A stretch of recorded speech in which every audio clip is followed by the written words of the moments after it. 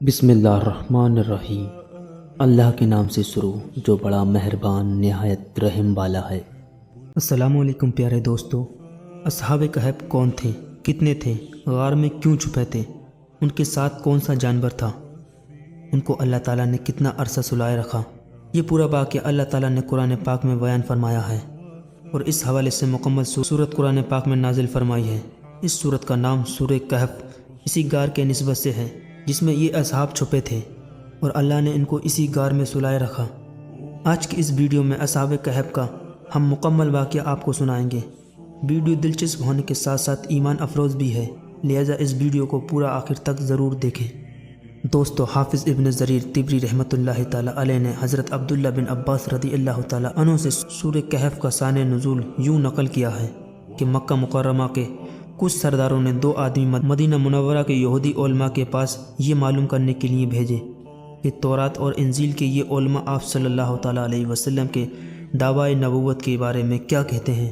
یہودی علماء نے ان سے کہا کہ آپ حضرت محمد مصطفیٰ صلی اللہ تعالیٰ علیہ وسلم سے 3 سوال کیجئے، اگر ان کا صحیح جواب دے دیں تو سمجھ لینا چاہیے کہ وہ واقعی اللہ تعالیٰ کے نبی ہیں، اور اگر وہ صحیح جواب نہ دے سکیں تو اس کا مطلب یہی ہوگا کہ ان کی نبوت کا دعویٰ صحیح نہیں ہے۔ نمبر 1، پہلا سوال یہ تھا کہ ان نوجوانوں کا وہ عجیب واقعہ بیان کریں جو کسی زمانے میں شرک سے بچنے کے لیے اپنے شہر سے نکل کر کسی غار میں چھپ گئے تھے۔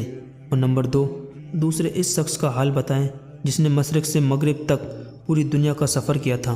تیسرا، ان سے پوچھیں کہ روح کی حفاظت کیا ہے۔ چنانچہ یہ دونوں شخص مکہ مکرمہ واپس آئے اور اپنی برادری کے لوگوں ساتھ لے کر انہوں نے آپ صلی اللہ تعالیٰ علیہ وسلم سے یہ 3 سوال پوچھے۔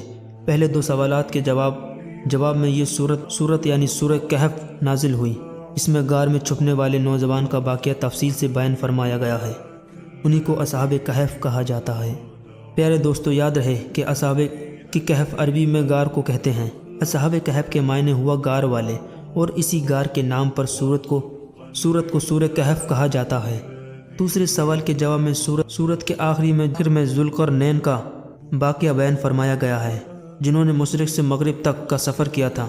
اس کے علاوہ اسی صورت میں حضرت موسیٰ علیہ السلام کا وہ واقعہ بھی بیان فرمایا گیا ہے جس میں وہ حضرت خضر علیہ السلام کے پاس تشریف لے گئے تھے اور کچھ عرصہ ان کی میت میں سفر کیا تھا۔ یہ 3 واقعات اس صورت کا مرکزی موضوع ہیں۔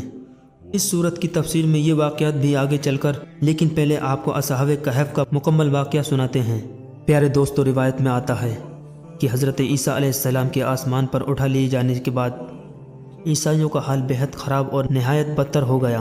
لوگ بت پرستی کرنے لگے اور دوسروں کو بھی بت پرستی پر مجبور کرنے لگے۔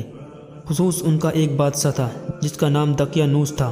وہ تو اس قدر ظالم تھا کہ جو شخص بت پرستی سے انکار کرتا تھا یہ اس کو قتل کر ڈالتا تھا۔ اصحاب کہف شہر افسوس کے شورفہ تھے جو بادشاہ کے معزز درباری بھی تھے، مگر یہ لوگ صاحب ایمان اور بت پرستی سے انتہائی بیزار تھے۔ دقیانوس کے ظلم زبر سے پریشان ہو کر یہ لوگ اپنا ایمان بچانے کے لیے اس کے دربار سے بھاگ نکلے اور قریب کے ایک پہاڑ میں ایک غار کے اندر پناہ لیے اور سو گئے۔ دقیانوس نے جب ان کو تلاش کرایا اور اس کو معلوم ہوا کہ یہ لوگ غار کے اندر ہیں تو وہ بے حد ناراض ہوا اور غصے میں آ کر یہ حکم دیا غار کو ایک مضبوط دیوار اٹھا کر بند کر دیا جائے تاکہ یہ لوگ اسی میں رہ کر مر جائیں اور وہی غار ان لوگوں کی قبر بن جائے۔ لیکن دوستو، روایت بتاتی ہے کہ دقیانوس نے جس شخص کے سپرد یہ کام دیا تھا وہ بہت ہی نیک دل اور صاحب ایمان آدمی تھا۔ اس نے اصحاب کہف کے نام، ان کی تعداد اور ان کا پورا واقعہ ایک تختی پر کندہ کر کے تانبے کے صندوق کے اندر دیوار کی بنیاد میں رکھ دیا اور اس طرح کی ایک تختی شاہی خزانے میں بھی محفوظ کر دی۔ کچھ دنوں کے بعد دقیانوس بادشاہ مر گیا۔ سلطنت بدلتی رہی، یہاں تک کہ ایک نیک دل اور انصاف پروان بادشاہ جس کا نام بیدروس تھا تخت نشین ہوا، جس نے 68 سال تک بہت شان و شوکت کے ساتھ حکومت کی۔ اس کے دور میں مذہبی فرقہ بندی شروع ہو گئی۔ بعض لوگ مرنے کے بعد اٹھنے اور قیامت کا انکار کرنے لگے۔ قوم کا یہ حال دیکھ کر بادشاہ رنج و غم میں ڈوب گیا اور وہ تنہائی میں ایک مکان کے اندر بند ہو کر خدا بند قدوس کے دربار میں نہایت بے قراری کے ساتھ گڑ گڑا کر دعائیں مانگنے لگا کہ یا اللہ عز و جل کوئی ایسی نشانی ظاہر فرما دے تاکہ لوگوں کو مرنے کے بعد زندہ ہو کر اٹھنے اور قیامت کا یقین ہو جائے۔ بادشاہ کی یہ دعا قبول ہو گئی اور اچانک بکریوں کے ایک چرواہے نے اپنی بکریوں کو ٹھہرانے کے لیے اسی غار کو منتخب کیا اور دیوار کو گرا دیا۔ دیوار گرتے ہی لوگوں پر ہیبت و دہشت سوار ہو گئی کہ دیوار گرنے والے کانپتے ہوئے وہاں سے بھاگ گئے، اور اصحاب کہف اللہ کے حکم سے اپنی نیند سے بیدار ہو کر اٹھ بیٹھے اور ایک دوسرے سے سلام و کلام میں مشغول ہو گئے اور نماز بھی ادا کر لی۔ جب ان لوگوں کو بھوک لگی تو ان لوگوں نے اپنے ایک ساتھی یملخا سے کہا کہ تم بازار جا کر کچھ کھانا لے آ اور نہایت خاموشی سے یہ بھی معلوم کرو کہ دقیانوس ہم لوگوں کے بارے میں کیا ارادہ رکھتا ہے۔ یملخا غار سے نکل کر بازار گئے اور یہ دیکھ کر حیران رہ گئے کہ شہر میں ہر طرف دین عیسوی کا چرچا ہے اور لوگ اعلانیہ حضرت عیسیٰ علیہ السلام کا کلمہ پڑھ رہے ہیں۔ یملخا یہ منظر دیکھ کر حیرت زدہ ہو گئے کہ الہی یہ ماجرا کیا ہے، اس شہر میں تو ایمان کا نام لینا بھی جرم تھا، آج یہ انقلاب کہاں سے اور کیوں آ گیا؟ پھر یہ ایک نانوائی کی دکان پر کھانا لینے گئے اور دقیانوسی زمانے کا روپیہ دکاندار کو دیا جس کا چلنا بند ہو چکا تھا، بلکہ کوئی اس سکے کا دیکھنے والا بھی باقی نہیں رہ گیا تھا۔ دکاندار کو صبح ہوا کہ شاید اس شخص کو کوئی پرانا خزانہ مل گیا ہے۔ دکاندار نے ان کو حکام کے سپرد کر دیا اور حکام نے ان کے خزانے کے بارے میں پوچھ تاچھ شروع کر دی اور کہا کہ بتاؤ خزانہ کہاں ہے؟ یملخا نے کہا کوئی خزانہ نہیں ہے، یہ ہمارا ہی روپیہ ہے۔ حکام نے کہا کہ ہم کس طرح مان لیں کہ روپیہ تمہارا ہے؟ یہ سکہ 300 برس پرانا ہے اور برسوں گزر گئے کہ سکے کا چلنا بند ہو گیا اور تم ابھی جوان ہو، لہذا صاف صاف بتاؤ کہ مسئلہ حل ہو جائے۔ یہ سن کر یملخا نے کہا کہ تم لوگ یہ بتاؤ کہ دقیانوس بادشاہ کا کیا حال ہے؟ حکام نے کہا کہ آج روح زمین پر اس نام کا کوئی بادشاہ نہیں ہے، ہاں سینکڑوں برس گزرے اس نام کا ایک بادشاہ گزرا تھا جو بت پرست تھا۔ یملخا نے کہا ابھی کل ہی تو ہم لوگ اس کے خوف سے اپنے ایمان اور جان کو بچا کر بھاگے تھے، میرے ساتھی قریب ایک غار میں موجود ہیں، تم لوگ میرے ساتھ چلو، میں تم لوگوں کو ان سے ملا دوں۔ چنانچہ حکام اور دین شہر کثیر تعداد میں اس غار کے پاس پہنچے۔ اصحاب کہف یملخا کے انتظار میں تھے۔ جب ان کی واپسی میں دیر ہوئی ان لوگوں نے خیال کر لیا کہ شاید یملخا گرفتار ہو گیا، اور جب غار کے منہ پر بہت سے آدمیوں کا شور گونجا تو ان لوگوں نے سنا تو سمجھ بیٹھے کہ غالب دقیانوس کی فوج ہماری گرفتاری کے لیے آ پہنچی ہے۔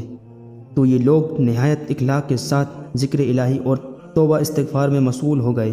حکام نے غار پر پہنچ کر تابے کا صندوق برآمد کیا اور اس کے اندر سے تختی نکال کر پڑھا تو اس تختی پر اصحاب کہف کا نام لکھا تھا، اور یہ بھی تحریر تھا کہ ایک مومنوں کی جماعت اپنے دین کی حفاظت کے لیے دقیانوس بادشاہ کے خوف سے اس غار میں چھپی ہوئی ہے۔ تو دقیانوس نے خبر پا کر ایک دیوار سے ان لوگوں کو غار میں بند کر دیا ہے۔ ہم یہ حال اس لیے لکھتے ہیں کہ جب کبھی بھی یہ غار کھلے تو لوگ اصحاب کہف کے حال پر مطمئن ہو جائیں۔ حکام تختی کی عبارت پڑھ کر حیران رہ گئے اور ان لوگوں نے اپنے بادشاہ اس واقعے کی اطلاع دی۔ فوراً ہی بیدروس بادشاہ اپنے ساتھیوں اور شہر کے لوگوں کو ساتھ لے کر غار کے پاس پہنچا تو اصحاب کہف نے غار سے نکل کر بادشاہ سے مونکا کیا اور اپنی ساری باتیں بیان کی۔ بیدروس بادشاہ سجدے میں گر کر خدا بند قدوس کا شکر ادا کرنے لگا کہ میری دعا قبول ہو گئی۔ اللہ تعالیٰ نے ایسی نشانی ظاہر کر دی جس سے موت کے بعد زندہ ہو کر اٹھنے کا ہر شخص کو یقین ہو جائے۔ روایت میں آتا ہے کہ اصحاب کہف بادشاہ کو دعائیں دینے لگے کہ اللہ تیری بادشاہی کی حفاظت فرمائے، اب ہم تمہیں اللہ کے سپرد کرتے ہیں۔ پھر اصحاب کہف نے السلام علیکم کہا اور غار کے اندر چلے گئے اور سو گئے، اور اسی حالت میں اللہ تعالیٰ نے ان لوگوں کو وفات دے دی۔ بادشاہ بیدروس نے سال کی لکڑی کا صندوق بنا کر اصحاب کہف کے مقدس لاشوں کو اس میں رکھوایا، اور اللہ تعالیٰ نے اصحاب کہف کا ایسا روح لوگوں کے دلوں میں پیدا کر دیا کہ کسی کی یہ مجال نہیں کہ غار منہ تک جا سکیں۔ اس طرح اصحاب کہف کے لوگوں کی حفاظت کا اللہ تعالیٰ نے سامان کر دیا۔ پھر بیدروس بادشاہ نے غار کے منہ پر ایک مسجد بنوا دی اور سالانہ ایک دن مقرر کر دیا کہ تمام شہر والے اس دن عید کی طرح زیارت کے لیے آیا کریں۔ یاد رہے کہ یہ واقعہ تفسیر الخزین کے جلد نمبر 3 سے آپ کی خدمت میں پیش کیا گیا ہے۔ پیارے دوستو، آپ نے اصحاب کہف کا یہ عجیب اور دلچسپ واقعہ سنا۔ جہاں تک بات ہے اصحاب کہف کی تعداد کی تو روایت میں آتا ہے کہ تعداد میں لاکھوں اختلاف ہیں۔ قرآن مجید میں اللہ تعالیٰ فرماتا ہے، آپ صلی اللہ تعالیٰ علیہ وسلم فرما دیجئے میرا رب ان کی گنتی خوب جانتا ہے، انہیں نہیں جانتے مگر تھوڑے۔ روایت میں آتا ہے کہ عبداللہ بن عباس رضی اللہ تعالیٰ عنہ نے فرمایا کہ انہیں کم لوگوں میں سے ہوں جو اصحاب کہف کی تعداد کو جانتے ہیں۔ پھر آپ نے فرمایا کہ اصحاب کہف تعداد 7 ہے اور 8واں ان کا کتا ہے۔ رہی بات اصحاب کہف کی ناموں کی، تو یاد رہے کہ ان کے ناموں میں بھی بہت اختلاف ہے۔ اصحاب کہف اللہ تبارک تعالیٰ کی نشانیوں میں سے ایک نشانی ہے، لہذا ہمیں آخرت پر ایمان رکھنا چاہیے۔ اللہ تبارک تعالیٰ نے ہمیں پیدا کیا، ہم مریں گے، اور پھر اللہ تبارک تعالیٰ ہمیں قیامت کے دن پھر سے اٹھائے گا۔ یہ تھا اصحاب کہف کا پورا واقعہ۔ اللہ تبارک تعالی ہم سب کو دین کے راستے پر چلنے کی توفیق عطا فرمائے۔